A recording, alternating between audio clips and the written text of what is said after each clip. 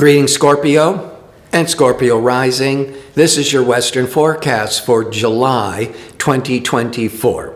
There are two main themes. The sun's in Cancer the first 3 weeks, but the new moon on July the 5th is in Cancer that's holding that Cancer energy into the next new moon the first week of August. So Cancer, which is a water sign compatible with Scorpio, is a major emphasis. Cancer is 9 signs past Scorpio. So everything the ninth house represents is going to be highlighted. The ninth house could be international long distance traveling or expanding your mind, deciding to go back to school or get more professional training. The ninth house can represent media, marketing, publishing. And in today's world of the internet, you could be really focused on setting up a new online business with the ninth house of marketing.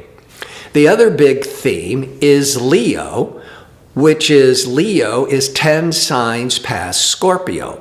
The 10th house deals with career, life purpose, your professional reputation. It can also trigger fame or a lot more visibility. Now, Mercury, communication, business savvy Mercury, will be in Leo in your 10th house of career matters, life purpose, July the 2nd to July the 25th. With Mercury, it's all you're thinking about, learning, planning, discussing. Now, the Sun is in the 9th for the first 3 weeks. The new moon is holding that 9th for another couple of weeks after that, almost 2 weeks after that. But the Sun goes into Leo on July the 21st till August the 23rd, once a year. So now the Sun is really emphasizing and spotlighting your life purpose and career matters. But Mercury has already been there nearly 3 weeks earlier. So you're already planning it, thinking about it, negotiating it. And Venus will be in Leo in the 10th house. Now, Venus could be very creative, romantic energy. Mercury, Venus, all you're thinking about and talking about is romance. But they're all in the career sector of the chart.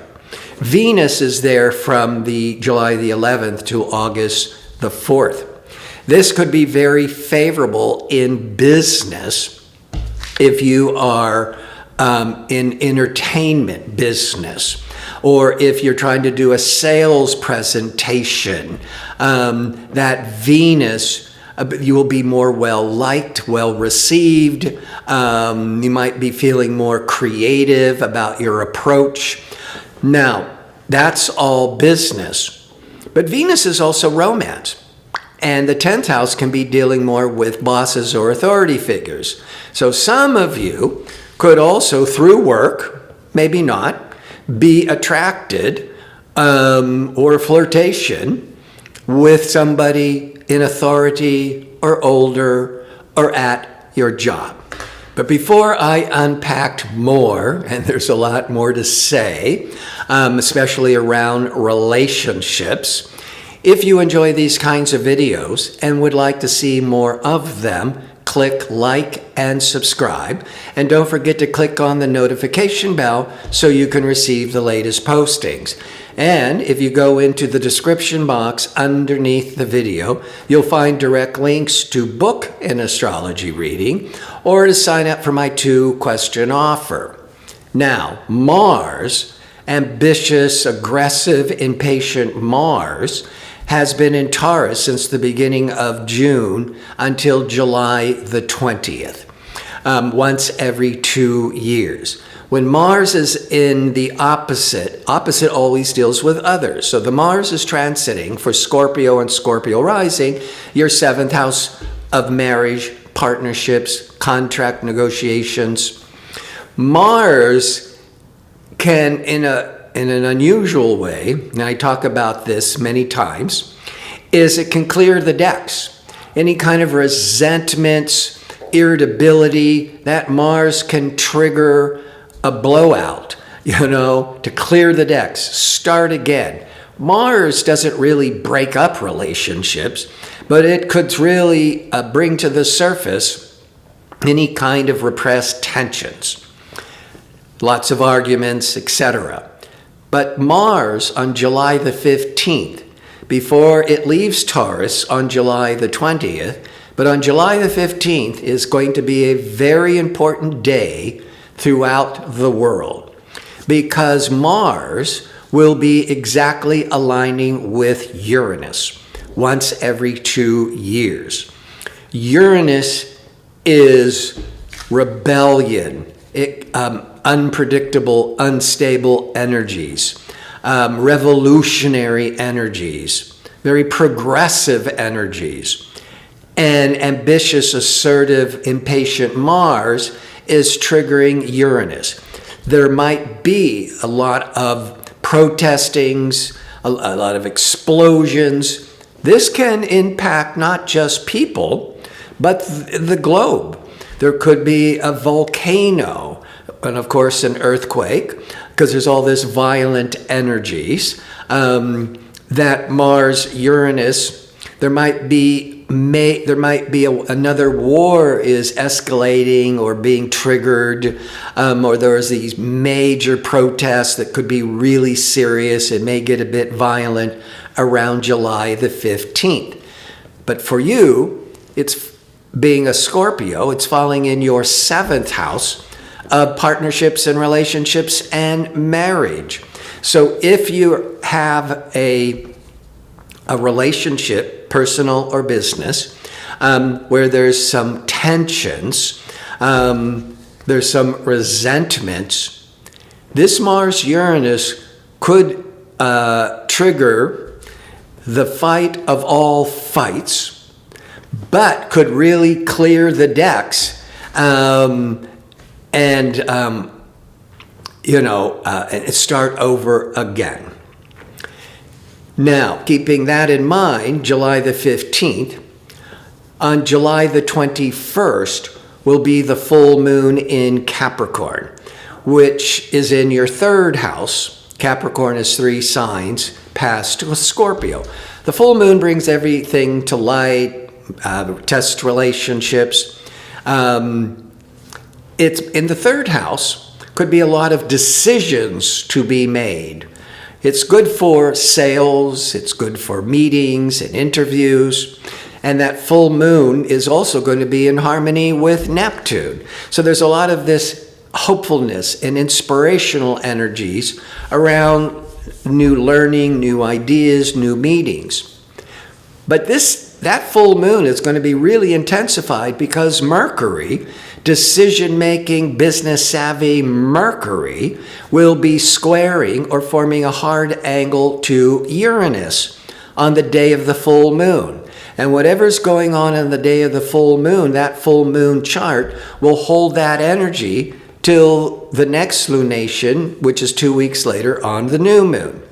So that Mercury-Uranus, in the best case scenario, could having to make really sudden, unexpected decisions. But with that Mars-Uranus in the 7th, that could be really triggering the release of a lot of resentments. And now that Mercury squared Uranus by 5 days later, there's could be, releasing a lot of anger.